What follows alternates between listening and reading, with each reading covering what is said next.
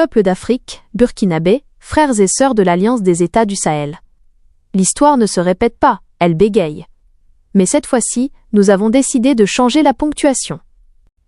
Avant d'entrer dans les détails de cette nuit sombre du 3 au 4 janvier, je veux qu'on se pose une question fondamentale, une question qui doit résonner dans chaque palais présidentiel de la sous-région et dans chaque chancellerie occidentale. Pourquoi maintenant? Pourquoi, alors que nos forces de défense et de sécurité montent en puissance, alors que le terrorisme recule face à la détermination de nos boys, pourquoi est-ce précisément à ce moment que les ennemis de l'intérieur et de l'extérieur tentent de porter l'estocade finale? La réponse est simple, parce que la révolution marche. Parce que le Burkina Faso, sous le leadership du capitaine Ibrahim Traoré, est devenu le cauchemar du néocolonialisme. Bienvenue sur Africa Fresh Info, l'information en temps réel. Aujourd'hui, nous n'allons pas seulement vous donner des nouvelles, nous allons analyser le plan macabre qui vient d'échouer. Haussez légèrement le ton, dynamique. Entrons dans le vif du sujet. Une tentative de coup d'État a été déjouée.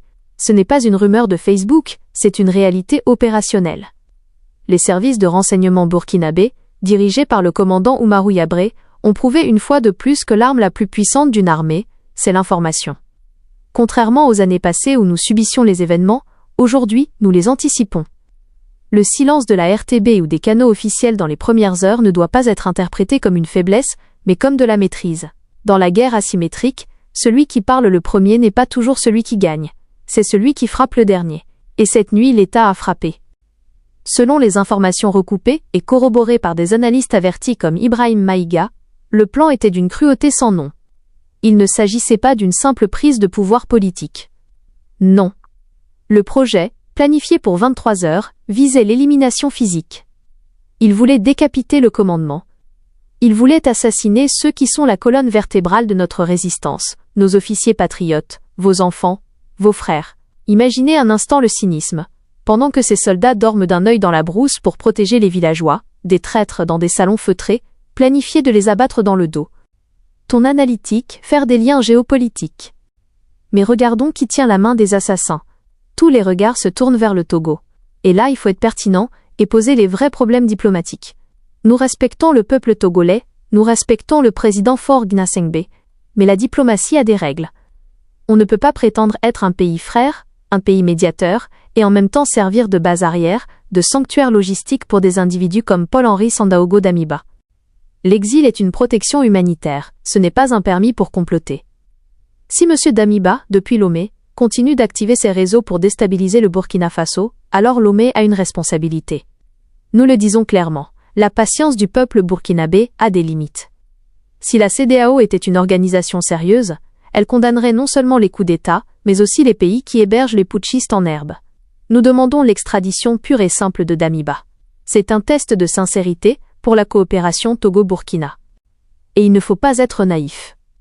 Damiba n'est que la face visible de l'iceberg. Derrière lui, il y a une logistique, il y a des garanties. On nous parle de l'implication d'une puissance étrangère, la France, pour ne pas la nommer. Le schéma est classique. Créer un incident interne, faire croire à une mutinerie, et justifier une intervention de force prépositionnée pour sécuriser les ressortissants. C'est le vieux manuel de la France-Afrique. Mais ce manuel est périmé. Transition sur l'incident de l'avion, preuve matérielle.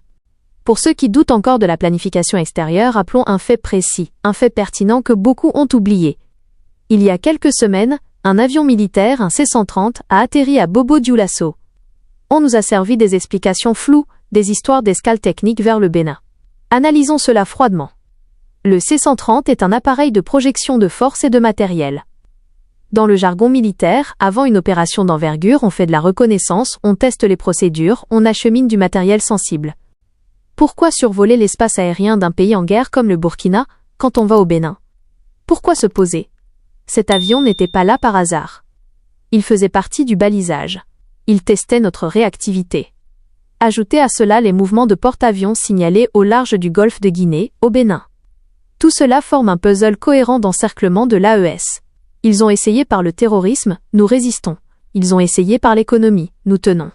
Maintenant, ils essayent par la décapitation du leadership. Ton émotionnel est dur, sur la trahison interne et la justice. Ce qui fait le plus mal, ce n'est pas l'ennemi extérieur. On le connaît. Ce qui fait mal, c'est la trahison interne. Comment des Burkinabés peuvent-ils accepter de l'argent pour tuer leurs frères d'armes? C'est ici que la pertinence de la peine de mort prend tout son sens.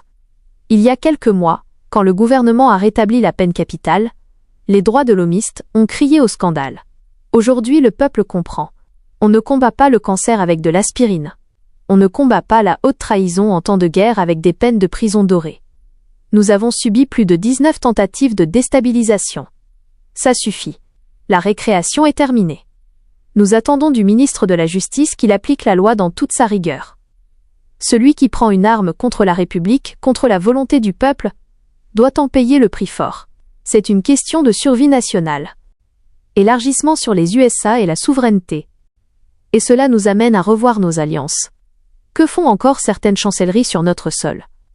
Nous devons avoir le courage de poser le débat sur la présence de l'ambassade des États-Unis. Si Washington joue le jeu de Paris, si les renseignements américains servent à protéger les comploteurs plutôt qu'à traquer les terroristes, alors ils n'ont plus leur place à Ouagadougou. L'Alliance des États du Sahel n'a pas besoin de tuteurs. Nous avons besoin de partenaires sincères. Si les États-Unis égalent la France dans la nuisance, alors les États-Unis doivent subir le même sort diplomatique que la France. Conclusion, appel à la conscience collective. Je terminerai par cet appel à vous, jeunesse du Burkina, jeunesse d'Afrique. Ce qui s'est passé cette nuit au rond-point Capitaine Ibrahim Traoré est historique.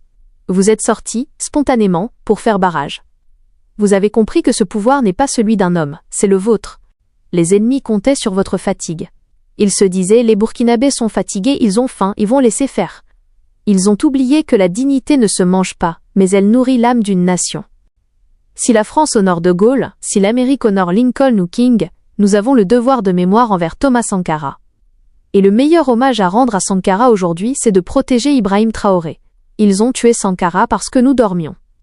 Ils ne toucheront pas à IB parce que nous sommes éveillés.